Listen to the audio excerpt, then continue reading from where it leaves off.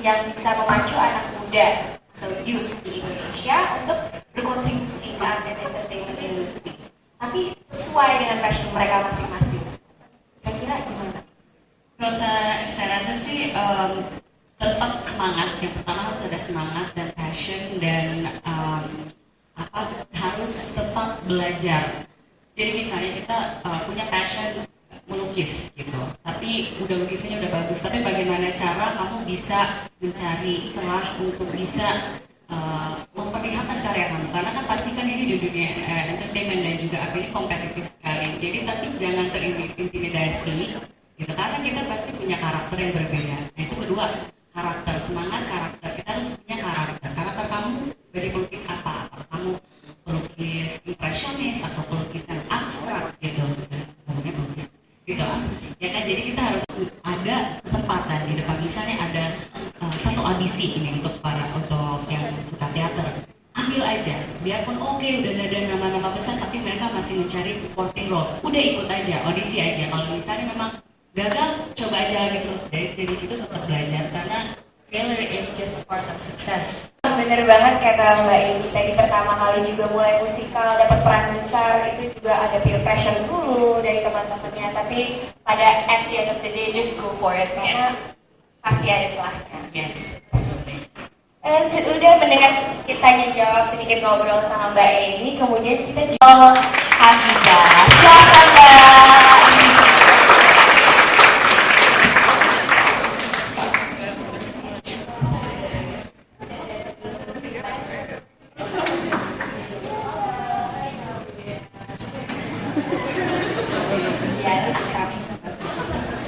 Ya silakan dulu Mbak Hafizah. Sebelumnya aku nanya lagi, kira-kira enaknya dipanggil Mbak Fiza, Kak Fiza, Ibu Fiza mungkin, atau gimana?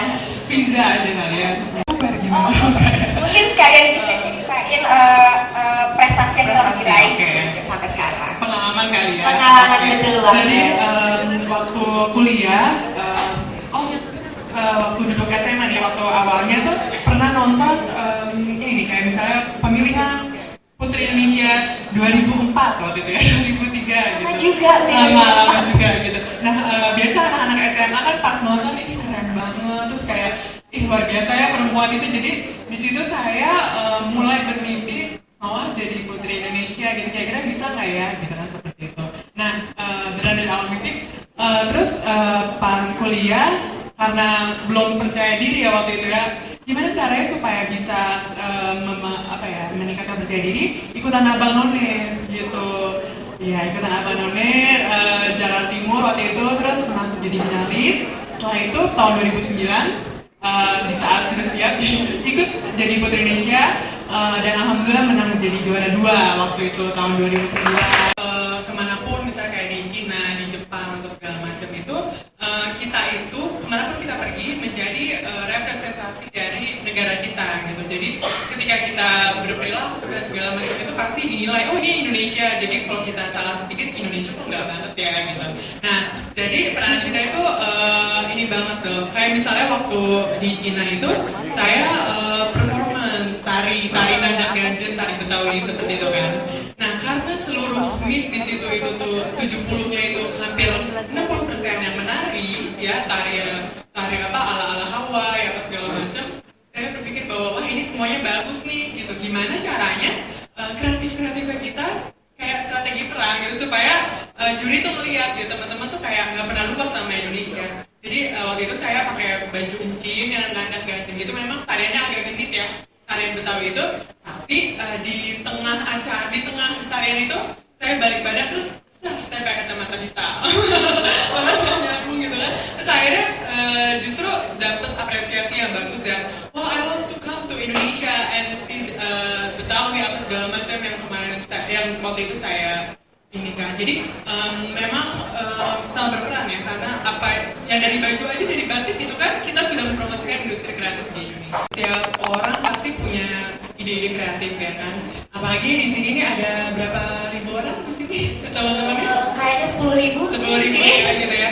Saya yakin banget sekarang dalam hatinya sebenarnya gue pengen bisnis ini, ide kreatifnya ini, saya mau ini mau itu gitu.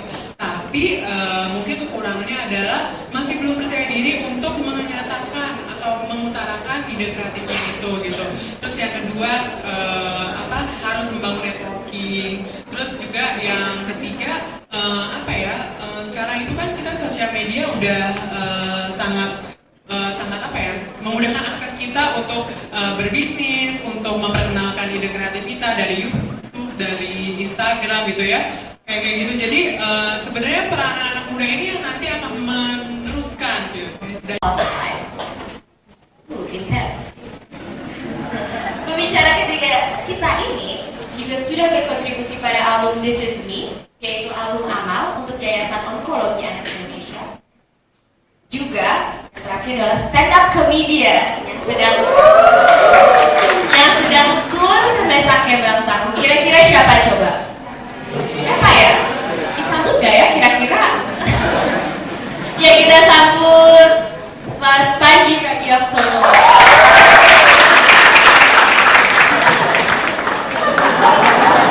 Ya silakan naik Mas Panji.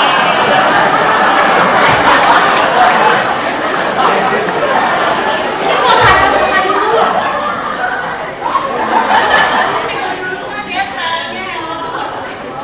Aku disapa juga dong. Ya silakan duduk. Kakak-kakak sekalian. Kuliah, saya baru sadar bahwa ternyata saya ini suka ngomong, pintar ngomong, dan kuat ngomong lama. Ngomong lama. Jadi saya ngomong dulu gitu. Jadi dan kalau misalnya lagi nongkrong kayak gini tuh saya secara refleksi bawaannya pengen bikin orang ketawa. Ini kayak barusan aja. Lumayan kan? Lumayan. Nah terus karena itulah akhirnya saya tahu saya kayaknya mau berkarya di sini. Kemudian kesempatan untuk jadi seorang penyiar datang yang membuka kesempatan untuk jadi presenter NBA selama 3 musim. Dan ketika Stand Up Comedy Meledak di Indonesia, saya ikut jadi bagian dari ledakan tersebut dan akhirnya berkarya seperti hari ini. Demikian kira-kira, terima kasih, sampai jumpa. Saya ada tapi pertanyaannya. Makasih ada 4 album, tapi teman-teman tidak mungkin mendengar atau nonton saya di Dahsyat. Mungkin sekalian cerita di balik karya-karya ini, Mas. Boleh. Kenapa saya nggak pernah, saya ngerap tapi nggak pernah ada di Dahsyat? Karena lagu-lagu saya sosial politik. Nggak cocok aja sama joget-joget kucek-kucek yang itu nggak nyambung gitu. Jadi ya percuma nggak sama masuk situ. Kan joget gitu kan? Kayak nyambung kalau temanya sosial politik gitu. Kemudian saya juga nulis buku, mungkin masuknya ke sastra. Dan juga saya seorang stand up comedian. Saya main film, tapi kecil-kecilan sekali. Jadi cuma colongan-colongan aja, nggak enak hati saya itu. Iya begitulah. Iya colongan aja deh. Nah terus kayak gitu, di balik karya-karya tersebut sebenarnya orang selalu nanya, lu sebenarnya pengen jadi apa sih Ji? Saya selalu jawab, saya pengennya jadi orang yang berkarya. Dan kalau misalkan orang baca buku saya, dengerin musik saya, nonton stand up saya, tahu rasanya itu sama sebenarnya. Semuanya adalah positif outlook terhadap Indonesia. Cuman sebuah ajakan untuk melihat Indonesia dengan lebih positif. Kenapa saya peduli sama itu? Karena saya enggan untuk menerima anggapan bahwa Indonesia kalah baik dari negara lain. Karena saya pernah keluar negeri, saya pernah keliling Indonesia, dan saya tahu persis yang menghalangi Indonesia untuk jadi negara yang kita dambakan pada zaman dulu. Atau gini deh, sekarang kalau kita bilang apa sih yang membanggakan dari Indonesia, hampir semua akan bilang, oh kekayaan tradisinya, kekayaan seninya, tari budaya segala macam itu kan semua karya, teater, terus udah gitu musik, terus udah gitu patung, lukis, itu kan sebenarnya karya. Pada satu masa datang menjajah, kemudian kita dijadikan pekerja, kita bekerja untuk para penjajah, kemudian kita dijauhkan dari berkarya. Setelah merdeka, hari ini kita jadi banyak, ya nggak semuanya, banyak di antara kita jadi bagian dari generasi yang nggak yakin mau berkarya, takut. Takut apa? Takut gagal, takut jelek, takut malu. Padahal pola pikir takut jelek, takut gagal, takut malu itu sebenarnya adalah pola pikir yang memalukan. Apalagi ingat pada zaman kita berjuang dulu. Pendahulu kita umurnya, kalian mungkin umur berapa? Umurnya berapa sih? 17, 19, 20? 20 mungkin. Pada umur 17, 18, anak-anak muda itu di sana perang yang mereka lakukan dengan penjajah. Resikonya apa? Mati. Kita sekarang menghalangi diri kita untuk berkarya hanya karena resikonya takut malu ketika jelek. Zaman dulu mereka resikonya mati, tapi mereka tetap melakukannya.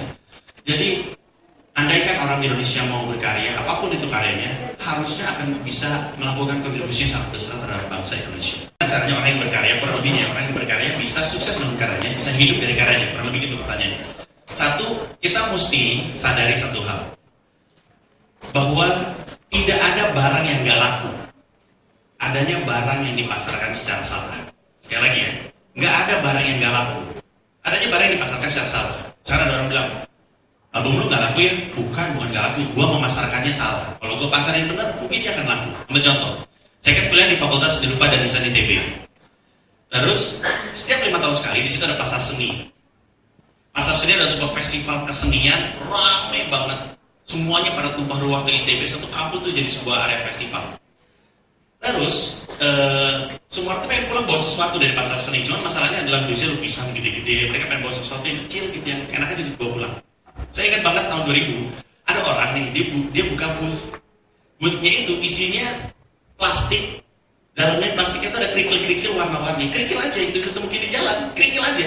Cuma orang niat kumpulin kerikil itu, niat diwarnain, niat dipisah-pisah. Jadi dicemplungin ke ada ember cat bibit warna merah, warna hijau, warna kuning, warna orange, warna ungu dan segala macam. Dicemplungin di situ.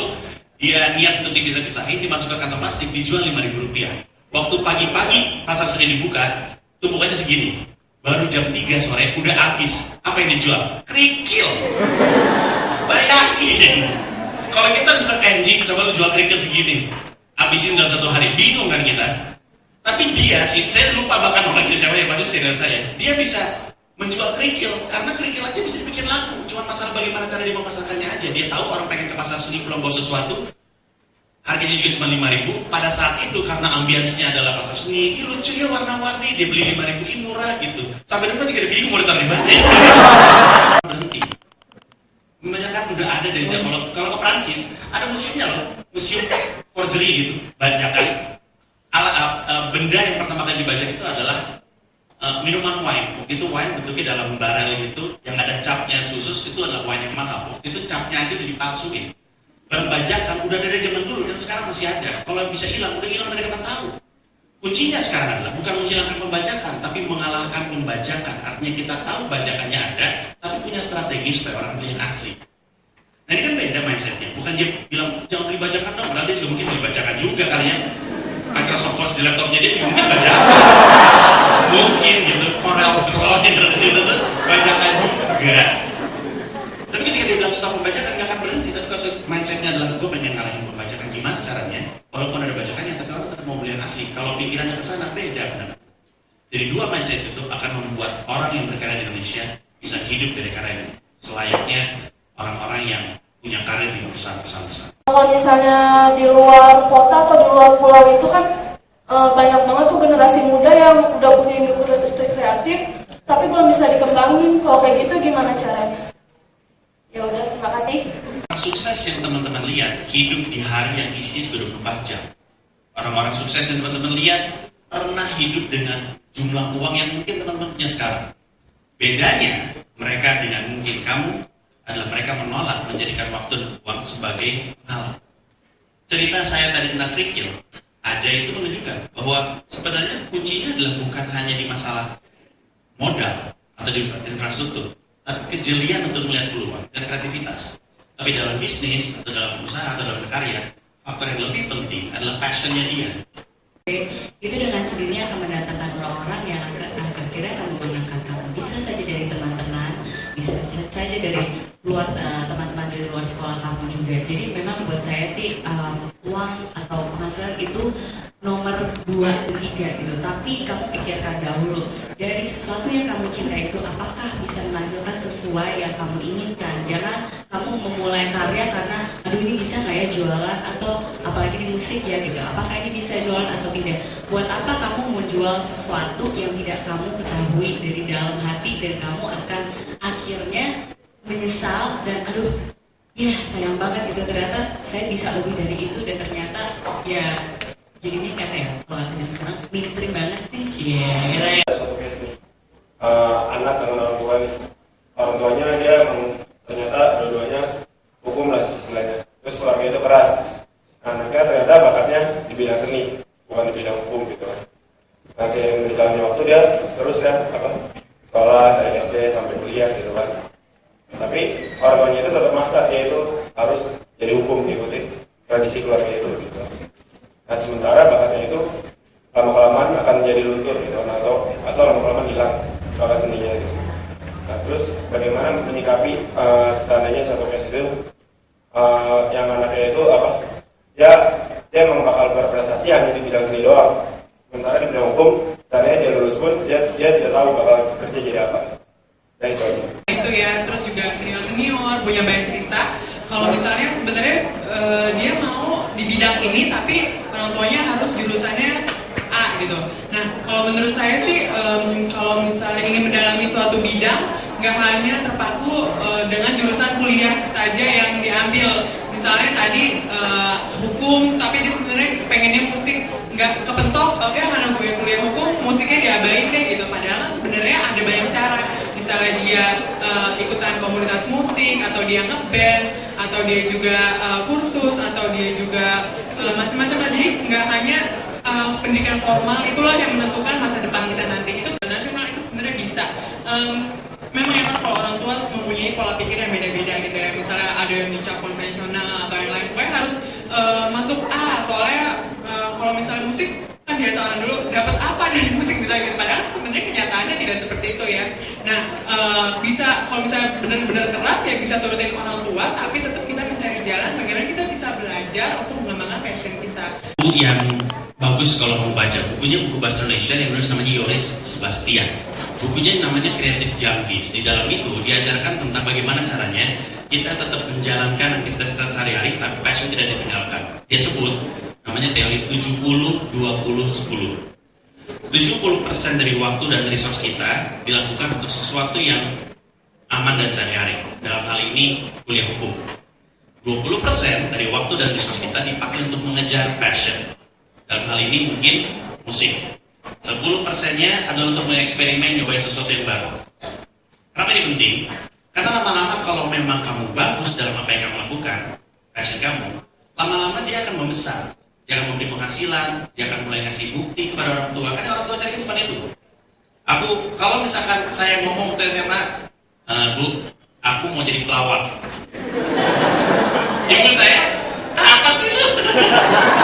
Jadi pelawak, pakai kursi pisang gitu, dan jatuhan gitu. Nggak akan percaya. Tapi karena pada akhirnya saya menunjukkan, lama-lama saya nggak minta uang bulanan, lama-lama saya nggak minta uang kuliah, lama-lama saya selesaikan kuliah saya sendiri. Buktinya nongol dengan sendirinya. Nah 70-20-10 ini detailnya ada di dalam buku tersebut, baca aja, bukunya bagus sekali. Di sisi lain, kalau kamu punya mimpi, lalu terhalang sama keinginan orang tua, satu hal saya akan bilang, saya tahu mungkin teman-teman gak percaya, tapi kadang-kadang, mungkin seringkali orang tua tuh ada benarnya. Dulu tuh saya masih jadi seorang anak saja, saya nggak ngerti maunya orang tua saya. Ayah tuh ngerti kamu, nah ayah tuh tahu dari mana? Tiap hari gak pernah nongkrong malu. Tapi sekarang saya punya anak, saya ngeliat kelakuan anak saya, mau dia ngeyel gimana pun juga saya tahu gitu. Jadi kadang-kadang orang tua ada benarnya juga. Jalanin aja dulu apa yang kata orang tua. But remember one thing, never kill your dreams because your dreams will never die. It can't die. Sekeras-kerasnya kita pukul itu mimpi, dia hanya akan pingsan, kemudian bangkit lagi di usia tua dalam bentuk penyesalan. Saya pernah tinggal dengan om namanya Om Zainal Arifin, panggilannya Om Iping. Setiap hari selama hidupnya, saya tinggal selama di Madinah. Setiap hari selama hidupnya sampai beliau meninggal, kerjanya nyesal tiap hari. Kalau om melakukan ini, dulu om pasti udah begini. Kalau dulu om begini, sekarang om pasti udah begini. Tinggal di rumah dengan om seperti itu agak traumatis. Jadi saya janji sama diri saya sendiri, saya nggak akan bunuh diri. Saya nggak pengen tuh umur 70 terus segitu menyesal, kenapa nggak gue kerjain aja sekali. Sebagai bukti, ada banyak sekali orang yang menemukan passionnya di usia tua, nggak apa-apa juga. Pernah datang makan di KFC? Lihat Colonel Sanders kan? Tahu nggak kenapa Colonel Sanders di tembok mukanya tua? Karena dia baru tahu resepnya pada umur segitu. Dia tuh tentara gitu. Dia baru nemu, oh gue seneng masak ternyata ya. Masak ayam gue nemu resepnya nih. Itu ketika umur segitu. So it's never too late. If you have a dream, keep it. Don't kill it. Because you will never die. Ketika kesempatannya ada, ketika kamu sudah jadi mandiri, sudah jadi orang yang bebas dari naungan orang tua, make your own decision. Kejar. Kalau emang itu jalan kamu, itu akan terjadi. Kalau enggak, at least you know. Makasih. Nah, bikin rock. Ya kan, misalnya kita punya satu tujuan gitu, kita punya passion gitu. Misalnya pengen jadi penyanyi kayak Mbak Emi tapi dia tuh bilang, aduh suaranya kok kayak gitu mesti kayak hidupnya ini mimpi aja kali ya gitu kan. Terus kayak nonton Indonesian Idol, terus ada aja orang-orang yang mengatakan semangat kamu ada.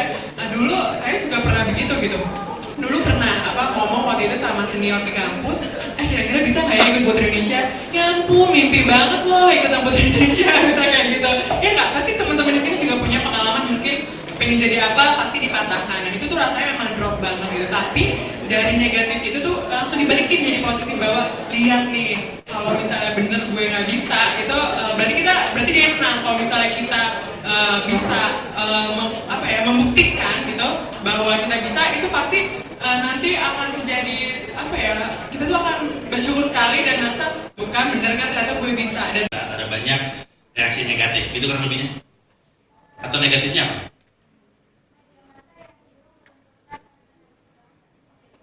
Meruntuhkan nasionalisme bangsa, melunturkan nasionalisme bangsa. Media massa melunturkan nasionalisme bangsa.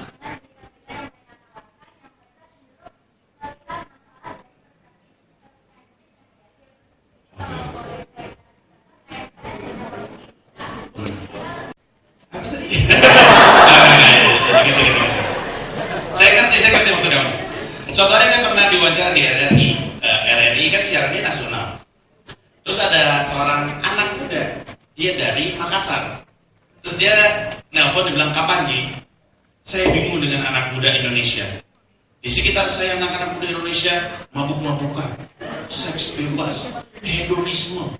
Gimana nih caranya kita membuat anak muda Indonesia berprestasi?" Tahu nggak jawaban saya sama si anak muda yang ada di Makassar ini? Ya Radin, saya bilang, anak muda sekitar saya sih berprestasi. Kayaknya kamu mesti ganti pergaulan. Tapi dia sudah bilang di sekitar saya orang ngomong-ngomong kayaknya lagi salah gaul deh. Kayaknya mesti keluar dari lingkungan itu. Karena di luar sana banyak banget anak-anak Indonesia yang keren-keren. Emang perspektif itu bisa melihat bisa membuat kita melihat masalah itu jadi beda banget. Nah cuma saya dari kecil, karena saya gampang dibohongin, saya gampang sekali dibohongin. Ibu saya pernah bilang, Mas Panji, biar kamu gak gampang dibohongin, kalau kamu dengan sesuatu, cek dulu sama orang lain. Sampai sekarang, kalau saya baca koran, baca artikel, saya gak pernah diam hanya di artikel itu. Saya selalu cross check. Kenapa? Karena kalau di politik, beberapa media massa itu latar belakangnya adalah partai politik juga. Jadi kita gak pernah tahu gitu. Untuk tahu ini benar atau enggak, saya mesti cross check. Nah, kita, kalau melihat yang kayak gitu-gitu, kita punya dua pilihan. Kita bisa percaya itu dan membiarkan itu mendera kita dan membuat kita menghambat dalam berkarya, atau kita bisa bilang ini sebenarnya nggak relevan juga sama gue sebenarnya. Gue jalan aja dengan yang gue ingin lakukan. Saya nih, Panji, tertangkap basah, bergandengan tangan dengan Gamila, istri saya. Ya. Sama Panji, tertangkap basah, gandengan sama Amy. Dua-duanya dari koran yang berbeda. Yang orang beli koran yang mana? Yang ini kan? Emang itu orang-orang itu. Padahal kan yang satu lagi kabar baik, lagi gandengan sama istri gitu, gandengan, gitu besar. Tapi orang tetap beli yang ini, kenapa? Karena memang kita menemukan kebahagiaan ketika kita melihat ada orang lain sedih. Gak percaya kan? Gak percaya. Kamu pikir aku bohong? Kenapa kamu ketawa kalau nonton Donald Bebek? Kenapa? Karena Donald Bebek lagi siap. Bener kan? Dibandingkan Mickey Mouse dan Donald Bebek, siapa yang lebih lucu? Donald Bebek. Kenapa? Karena Mickey hidupnya ada masalah. Donald Bebek bermasalah mulu. Entah sama si Untung, entah sama Gobel Bebek, entah sama 3 ponakannya quick-quick gitu. Tapi karena dia siap dan dia ngomel-ngomel, dia jadi lucu. Sama. Kenapa orang suka baca infotainment, nonton infotainment, baca tabloid itu adalah karena buat mereka itu membuat mereka bahagia gitu. Nah untuk kita yang bisa bahagia tanpa harus menginjak kesedihan orang lain, nggak ngaruh kayak gitu-gitu. Kita jalan aja dengan apa yang kita percaya. Sekian, terima kasih. Terus sampai salah orang itu sebenarnya apa sih yang salah dari bangsa ini? Kalau saya lihat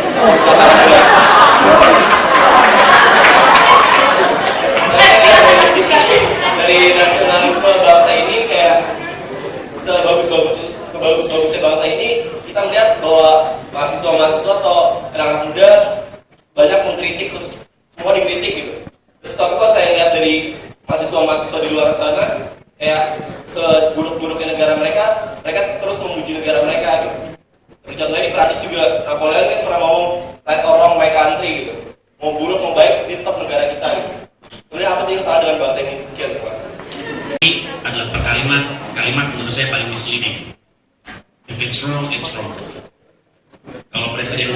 salah.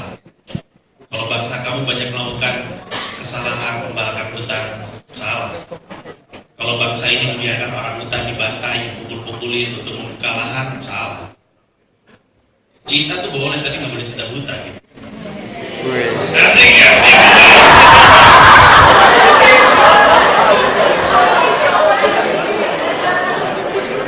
Kemudian kalau pertanyaannya adalah apa yang salah dengan bangsa Indonesia, saya lebih senang jawabnya dengan apa yang kurang. Orang Indonesia senang banget ngobrol, benar kan? Senang banget ngobrol. Yang kurang adalah obrolan itu tidak diteruskan untuk jadi sesuatu yang berwujud. Udah itu doang kekurangannya. Orang Indonesia itu nggak terbiasa lagi untuk berkarya. Saya balikin nih ke dalam koridor art and entertainment world, whatever. Dari Mbak Firza, Mbak Amy dan Mas Panji sendiri melihat potensi peluang ini dan caranya yang seperti apa untuk Indonesia di segi industri ekonomi kreatif untuk mengkombinasikannya dari segi performing arts dan juga Indonesia itu sendiri untuk menjadi sesuatu karya yang tak kalah berkala saing dengan global yang sekaligus memiliki juga fungsi untuk promoting and preserve. Siti Nurbaya udah pernah dilakukan juga kan gitu. Jadi menurut saya sih terus aja untuk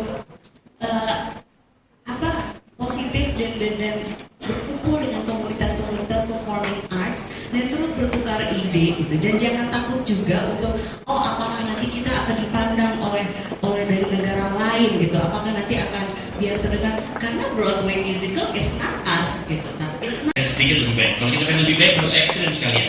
Kalau nggak bisa, mendingan kita bikin beda. Contoh, misalnya saya pegang jarum jahit, bahkan yang belakang yang bolong itu, yang kalau masukin benang, kalau tangannya tremor nggak bisa masuk. Misalkan saya pegang jarum jahit, kayak bentuknya kayak jarum jahit biasa aja, silver gitu, besi, tau kan yang segini. Tapi jarum ini lebih kuat besinya daripada besi lain, lebih tajam. Kalau saya lempar tembok tembus, gitu misalnya ya. Saya pegang nih, di lantai ada 1000 jarum jahit. Kemudian saya cemplung itu jarum jahit, saya acak-acak. Bisa ketemu nggak jarum tadi? Susah. Tapi kalau jarum saya pegang, kualitas besinya sama aja sama yang lain, tajamnya juga sama yang lain, tapi warnanya hijau. Saya cemplungin ke 1000 jarum jahit yang ada depan saya, bisa ketemu nggak? Kenapa? Karena beda. Karena warnanya hijau tadi. Nah, sekarang pertanyaannya, kalau kita pengen beda di mata dunia, apa sih membedakan kita dengan yang lain? Kalau bukan tradisi dan kultur kita. Kalau kita mau memasarkan sebuah barang ke orang lain, kan yang kita jual adalah apa yang dia nggak punya, betul nggak? Jadi ada yang nonton ini kayak Wolves of Wall Street. Nonton nggak? Nonton Wolves of Wall Street? Si Leonardo DiCaprio disuruh jual bolpen, ya kan? Sell me this pen. Terang this is a very beautiful pen, macam nggak ada gitu. Terus yang benar jawabannya adalah sell me this pen. Gue minta lu tanda tangan dia. Do you have a pen? No, I don't.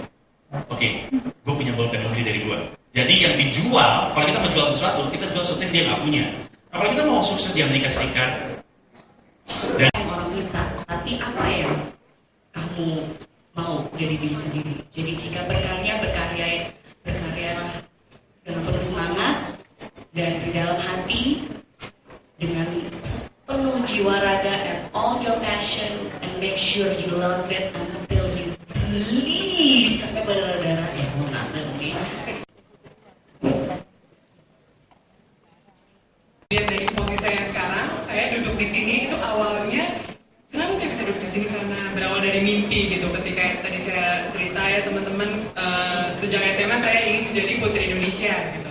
Nah, mungkin teman-teman bisa lihat bahwa saya adalah bukti nyata bahwa mimpi itu bisa dicapai loh gitu.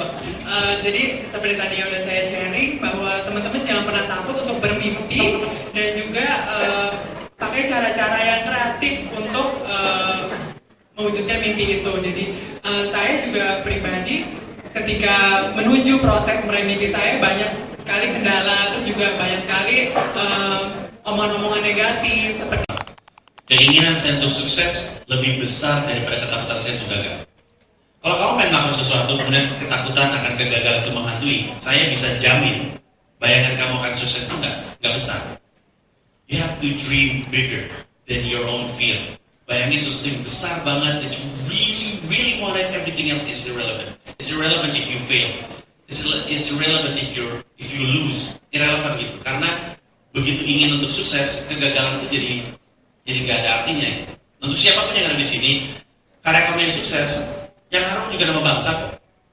Jadi kalau misalkan itu gue bisa ngapain ya untuk memajukan art and creative industry, udah lu berkarya aja yang bagus, karena lu berkarya bagus, Indonesia bangga sama lu. Nah cuma untuk bisa punya keberanian, apapun yang ada di kepala lu, dream big. Punya cita-cita itu yang kan selalu bilang cita-cita pasang setinggi mungkin gitu. Kenapa? Karena kalau cuma setinggi tiang listrik naik tangga juga nyampe gitu. Tapi kita tuh butuh sesuatu dikejar, bikin punya bayangan yang besar, yang megah, yang begitu indah sehingga kamu akan kejar, sehingga ketakutan kamu kalah besar dengan keinginan kamu untuk sukses. Sekian.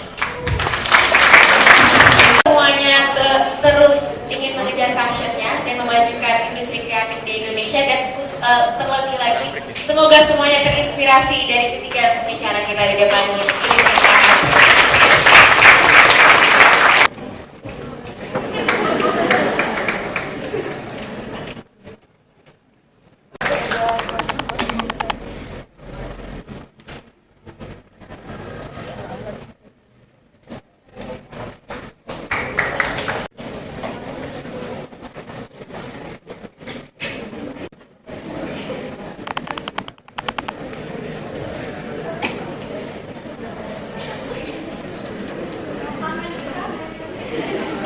Rasa inspired banget tadi. Banget dong. Oke, next. Tepuk tangan dulu buat Ahok. Cita-cita sih banyak ya, banyak juga. Cuma Indonesia tuh emang banyak banget kreativitas yang menarik kayak gitu. Kalau saat ini aku lagi mungkin gabung sama komunitas organisasi kreatif, khususnya di bidang IT kayak kreatif.com itu. Aku juga gabung di situ, ikut organisasi, ikut event-event yang mungkin bisa menginspirasi aku jadi lebih maju lagi.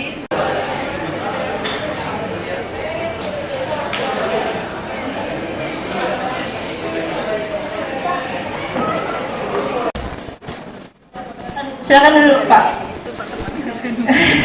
Passion, soal visi, soal pendidikan. Kita semua punya mimpi, bukan? Ada yang nggak punya mimpi di sini? Enggak. We have dreams. Ada yang mau sharing mimpinya apa? Bukan mimpi tadi malam ya? Tadi malam that is not that dream. Mimpi ya? Apa mimpi Anda? Di atas nama, di bawahnya alamat. Terus di sini Anda deskripsikan siapa Anda. Lalu di sini baru pekerjaan, lalu pendidikan, informasi lain. Ini deskripsikan siapa Anda. Di sini adalah nama dan bawahnya alamat. Ini CV nih. Ini satu kalimat ini deskripsikan siapa Anda. Bisa ya kira-kira bikin CV gitu? Saya minta Anda bikin CV itu. Kerjakan sebagai assignment, tidak usah dikumpulkan. Kerjakan sebagai assignment. Anda harus tulis ini juga. Siap ya? Nah, sekarang saya ajak menulis CV-nya tahunnya 2034. Anda bayangkan tahun ini tahun 2034. Tahun 15 sampai tahun 20. Apa yang kita kerjakan di periode itu? Anda harus bayangkan, bukan? So this is the assignment. Coba Anda kerjakan. Tidak usah dikumpulkan. Tapi politik, kalau pada politik kan partai, bukan? Tapi kebijakan is a product of a political decision. Semuanya. Jadi, nah kampus, bagaimana? Kampus seharusnya menjadi tempat mendiskusikan kebijakan-kebijakan politik. Tapi bukan untuk bermain politik praktis.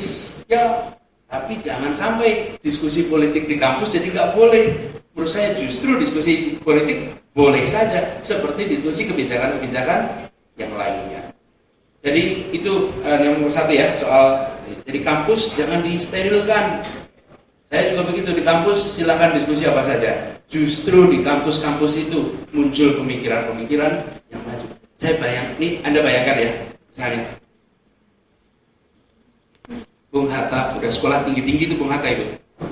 Di saat kita semua masih buta huruf tuh, Beliau pulang ke Indonesia tahun 32, doktorandus, sarjana ekonomi, di saat kita semua masih buta huruf.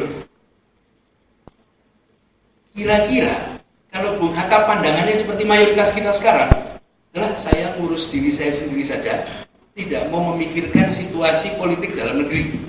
Saya bekerja untuk pemerintah Belanda, mudah-mudahan saya dan keluarga sejahtera. Oke? Yang urusan politik saya nggak mau ikut-ikut. Aduh nanti ditahan, aduh nanti diproses. Untung dia mengambil jalur yang sulit. Karena itu sekarang kita punya paspor warna hijau. Karena dia mau melakukan pilihan-pilihan yang banyak tidak mau melakukan.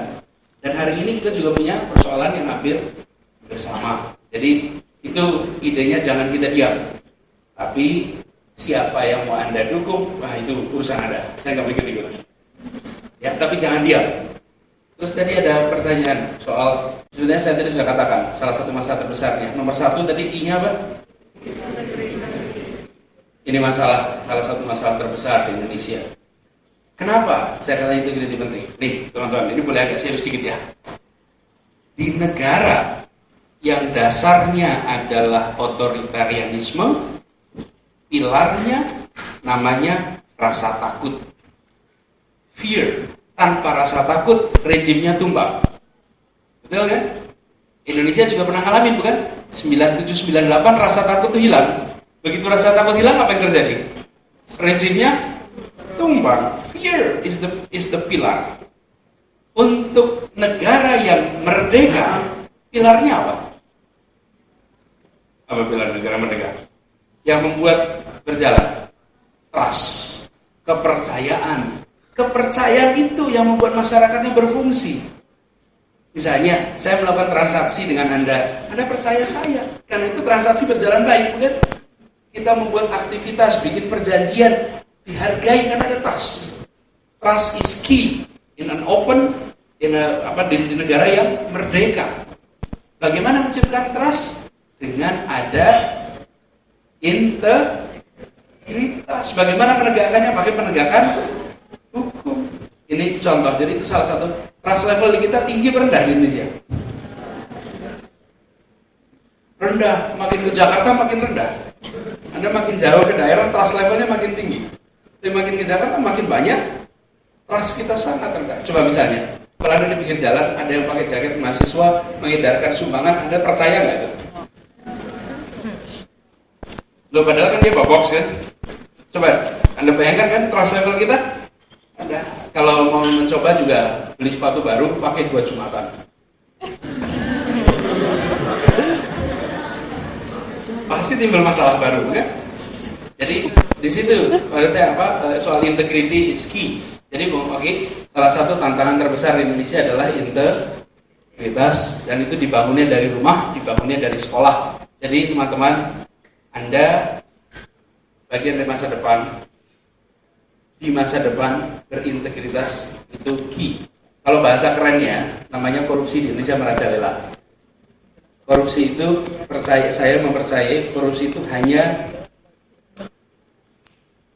symptoms, gejala. Penyakitnya integritas yang tinggi. Gejalanya korupsi yang tinggi. Tapi jangan mengobati gejalanya. Yang harus diobati simptomnya, integritas yang rendah.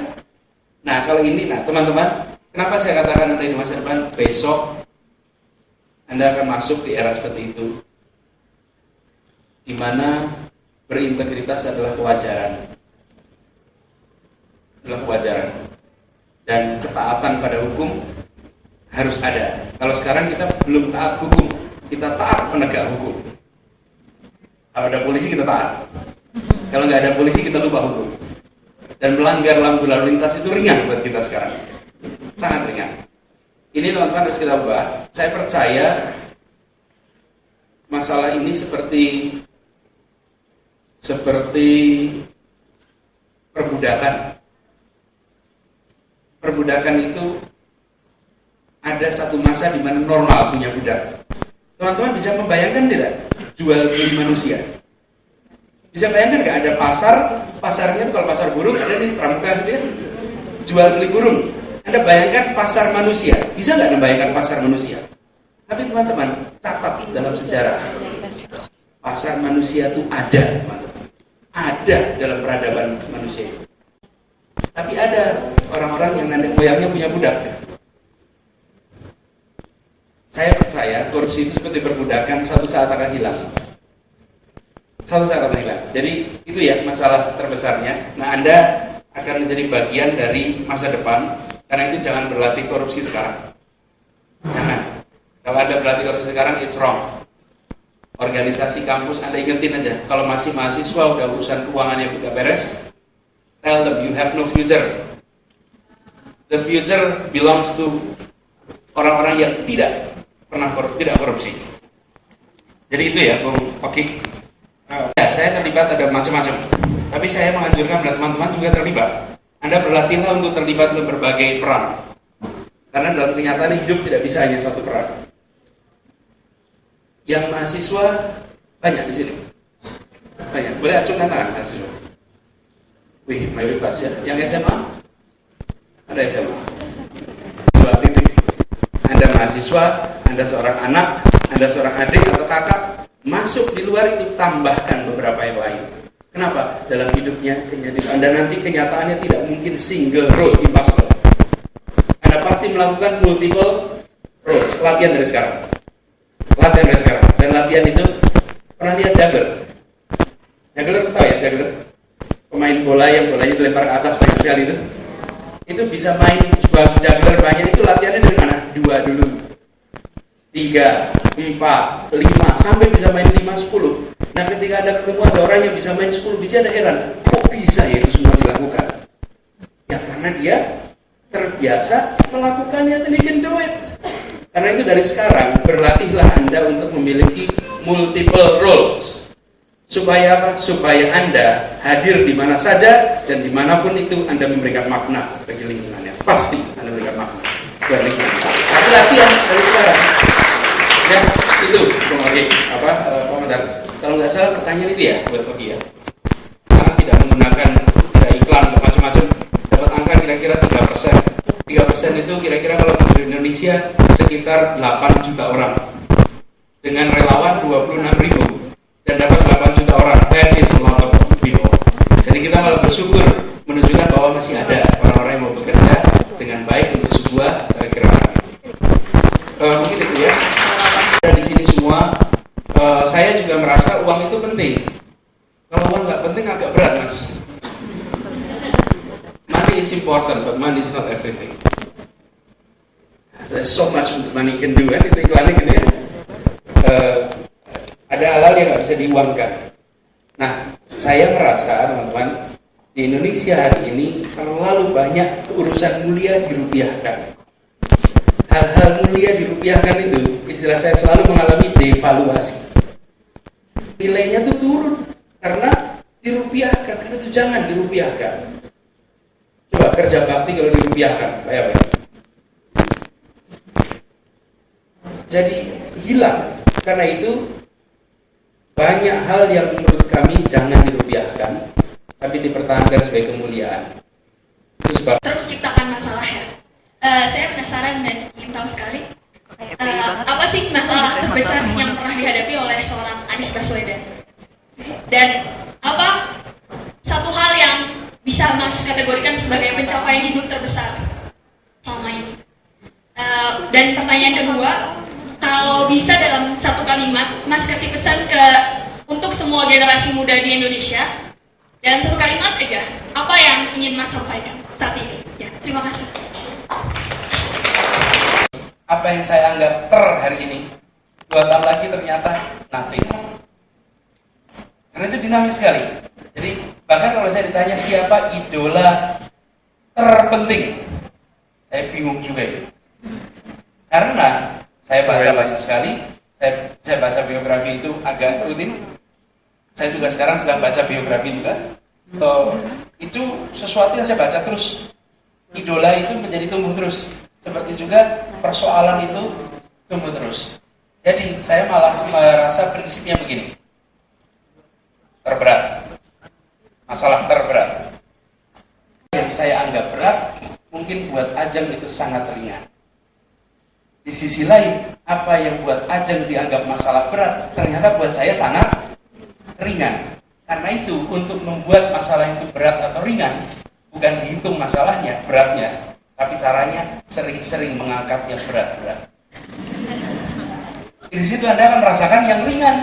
Jadi kalau Anda menghindari masalah, maka ketemu sekali aja langsung galau, pusing, gelisah. Karena Anda, tapi kalau Anda sering menghadapi masalah, sering menghadapi berita yang membuat Anda down. Kalau Anda sudah ngalamin 10 kali dapat berita down, maka dapat yang ke-11 tuh, oh ya, akan ada solusi juga. Ya kan? Sering-seringlah menghadapi masalah, maka Anda akan merasa masalah itu ringan. Jadi, salah satu masalah misalnya, masalah terbesar ketika saya lulus SMP misalnya. Lulus SMP, mau melanjutkan SMA, NEM saya kurang untuk masuk di sekolah yang saya inginkan. Itu masalah terbesar. Pada waktu itu, wah rasanya dunia suram. Karena mau masuk SMA yang saya inginkan, gak bisa. Kalau dulu, saya angkatan pertama ada NEM loh. Sebelum itu belum ada NEM. Sebelum itu pakainya ujian masuk. Kalau ujian masuk kan kita usaha, bukan? Kalau ini kan udah punya nilai, kita tahu kan bisa masuknya kemana, bukan? Udah gitu, pokoknya banyak masalah lah. Makanya juga angkatan pertama kan, gak masuk. Wah, itu masalahnya besar betul hari itu. Hari ini saya menengok masalah itu, kalau saya tanya apakah itu masalah terberat dalam hidup saya, rasanya bukan. Ya kan? It was the biggest problem then. Now, it's not the biggest problem. Yaitu utuh nilai dan perbuatan, integritas lebih dari jujur dan berpihak pada kepentingan publik. Nah, di negara kita yang merdeka ini, kepercayaan itu adalah kuncinya. Maka dengan menegakkannya itu harus dengan integritas. Lalu juga tadi tentang leadership bisa saya quote, what makes you a leader is ada pengikutnya ya Pak. Lalu apa yang membuat orang mengikut kita adalah trust. Dan bagaimana caranya itu kita harus mempunyai kompetensi, integritas, intimacy, dan mengurangi self interest kita. Ya sekian.